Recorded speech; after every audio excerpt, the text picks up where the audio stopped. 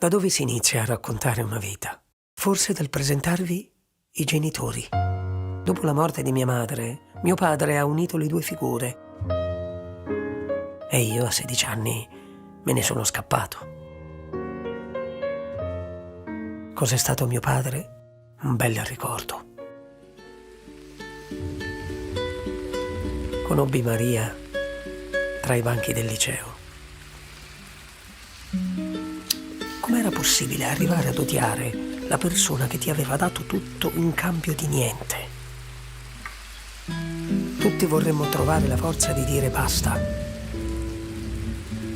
Eppure i più deboli dicono che finiscano per dire no con il volto di un'altra persona, come se una sconosciuta ci semplificasse la vita. Nani, piacere.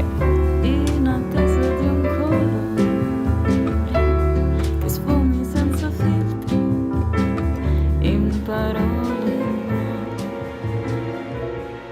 Quando ci si riduce come te, è indiscutibile che si confonda la vita reale con la vita immaginaria.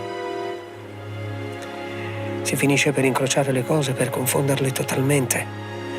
E così capita che certe cose accadano soltanto nel mondo virtuale e altre solamente nel mondo reale. Ma tu non eri cosciente.